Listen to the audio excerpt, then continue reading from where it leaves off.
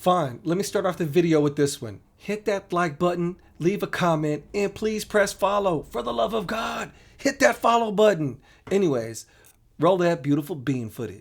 I hear him. Down goes Frazier. Down goes Frazier. Hey, what's up with it, fam? It's Hot Boxing Minute, your favorite pharmaceutical engineer turned boxing analyst. Back at you with the realness, of course, as only I can bring it to you. And the topic I wanted to talk about, Naoya Inoue. He obliterated Nonito Donaire out there in Saitama, Japan, in a rematch, in a highly anticipated rematch. And you gotta put some respect on Naoya Inoue's name. Now, I'm not really sure what the thing is with Western media or Western ideals on the masculinity of the Asian male, but for some reason, Naoya Inoue just doesn't get the credit he deserves, considering he is pound for pound one of the best, if not the best fighter in the world. I'm going to go out there and say it. When it comes to the greatest bantamweights of all time, Naoya Inoue is definitely in the discussion. Monster Inoue is in the discussion for greatest bantamweight small guy of all time. Excuse me. See? Okay. So like I was saying, Naoya Inoue is definitely in the discussion for greatest bantamweights of all time. And I'm talking about guys like Lupe Pintor, Wilfredo Gomez, Carlos Zarate, Manny Pacquiao. Yes, folks, you got to put Naoya Inoue in that discussion. He is that dominant a force of nature. Accept it. Now, I'm not really sure what's going on with Top Rank and Bob Arum.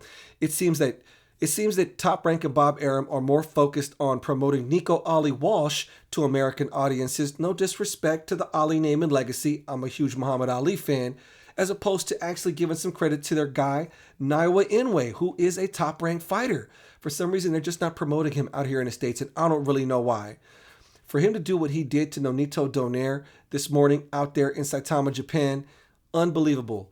Nonito Donaire, without a doubt, is a first-ballot Hall of Famer, a four-division boxing champion who gave us classic fights. Classic fights. I still distinctly remember watching him beat up Vic Darchinyan. I remember seeing him knock out, Travieso Arce. You got to put those guys, you got to put respect on Nonito Donaire's name too.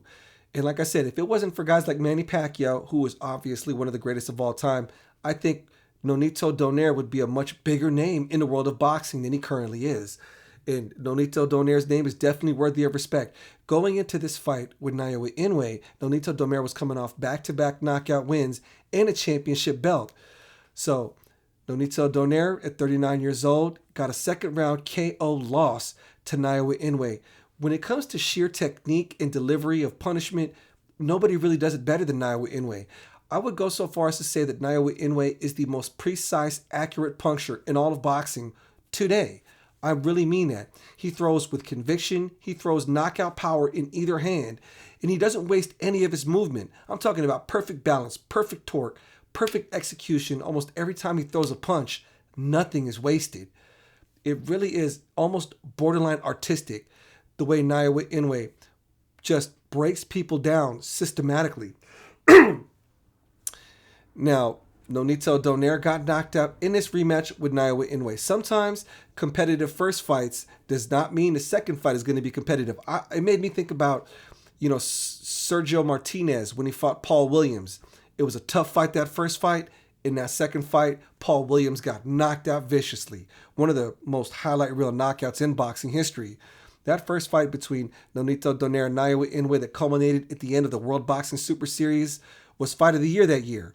But I think most can say that Naoya Inoue got a clean decision win on that one. He kind of almost dominated it, if not for the broken eye socket thing and get rocked hard a couple times by Nonito Donaire. Aside from those few moments of success that Nonito had finding Naoya Inoue, most can say that he won probably 8 to 9 rounds of that first fight. This second fight, man, it was all Naoya Inoue, folks. Put some respect on Naoya Inoue's name. What an impressive performance, you guys. I just wanted to give a little bit of time and shout out to Naoya Inoue. Don't sleep on Naoya Inoue, folks. He's a 3-division boxing champion. He stands about 5'5". I think he'll max out at about 126 pounds. At bantamweight, that gives him 2 more weight divisions. Mark my words, by the time Naoya Inoue retires, he will be a 5-division boxing champion, and probably even if he stopped now, he's already a first ballot Hall of Famer. He's that kind of a force of nature as a fighter. Anyways, to those of you who got a chance to see that performance, what did you think? What do you think Naoya Inoue's ceiling is? Let me know in the comments section.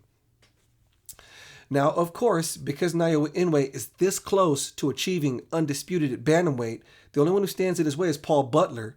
Everyone is talking about a potential super fight between Naoya Inoue and Stephen Fulton Jr. Now, you can't take away anything from Stephen Fulton Jr. He himself is a dominant force in the super bantamweight division, one division above him. So now the hardcore boxing nerds are chopping it up. And what the big discussion now? The big discussion now with the boxing nerds is Naoya Inoue versus Stephen Fulton Jr. Now, say they both achieve undisputed status this year in 2022 in their respective weight divisions. By 2023, we could have a super fight between undisputed Naoya Inoue and undisputed Stephen Fulton Jr. That would be one for the ages. Now, as far as where I lean, because I have been getting that question a lot too. What do I think would happen if Naoya Inoue and Stephen Fulton Jr. were to actually match up in a fight? And as big a fan as I am of Stephen Fulton Jr., and if you've been following my content, you know I rock with Cool Boy Steph. I think Naoya Inoue would be too much for Stephen Fulton. I really do. I don't believe Stephen Fulton has actually faced anybody with the skill set that Naoya Inoue has. Knockout power in both hands, perfect balance, great defense, grit and heart for days. Whoo! What a fight. Anyways, folks, if you got a chance to watch that performance, what do you think is next for Naoya Inoue? Let me know in the comment section.